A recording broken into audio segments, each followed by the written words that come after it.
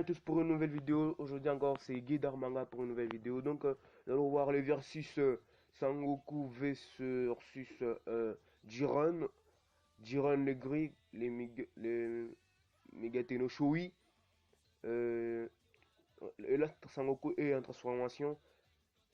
Sangoku, ouais, il est en Ultra Instinct comme on peut le dire. Euh, Là, Sangoku est un Megateno Gokui et Jiren un Megateno Shui.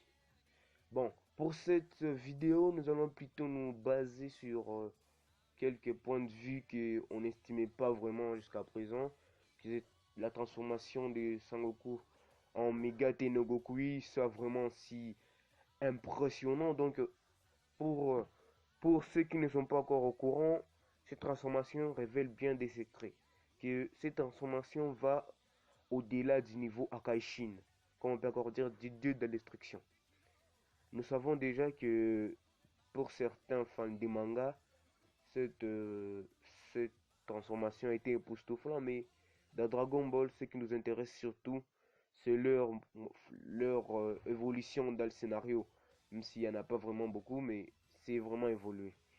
Bon, pour ça, le, le Mega Tenogokui, vous savez déjà que c'est une transformation qui a failli dépasser le Akaishin et aussi le aussi certains d'entre Beerus, comme on peut dire Champa, on peut dire Vermouth, voilà le genre. Mais bon, donc le Mega Tenogokui n'est pas une transformation à prendre à la légère. C'est une transformation ultime.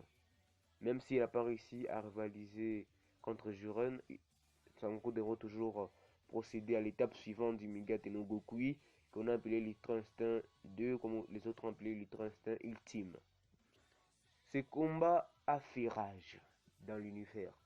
C'était un combat qui allait décider de quel univers va survivre. Donc, chacun des combattants devait vraiment tout donner, s'arracher la tête, se battre comme ça ne peut jamais l'être. Vraiment, c'était époustouflant.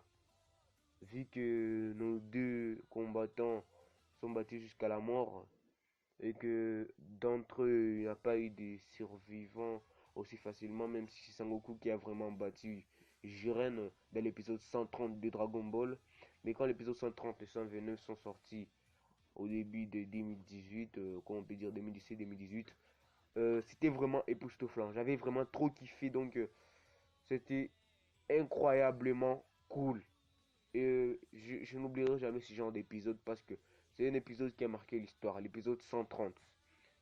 Bon, et aussi pour leur transformation, je suis vraiment très surpris de voir que ces deux combattants ont réussi tous à entrer dans le Mega Tenogokui et le Mega Tenoshui.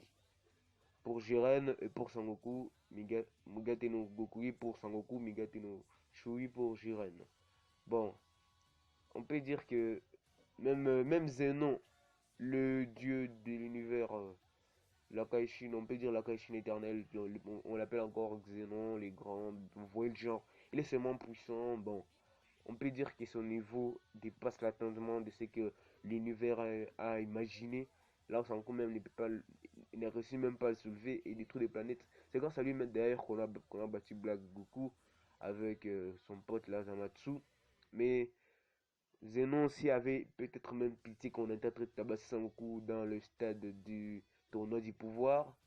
Mais il était vraiment surpris de voir ces deux combattants réunis dans le tournoi du pouvoir d'arriver au Mega Tenoshui et au Mega Tenogokui.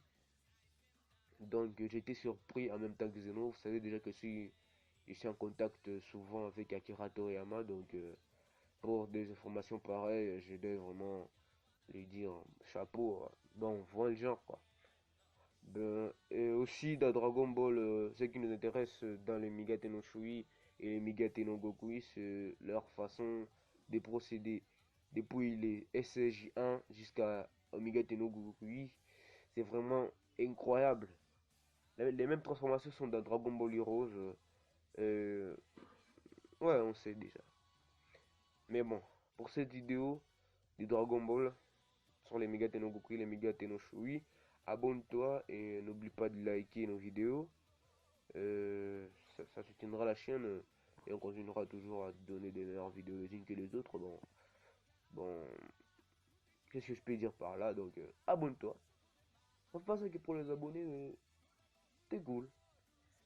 Ouais, abonne-toi. Prochaine vidéo, ça sera peut-être des théories et des hypothèses, comme on peut le dire.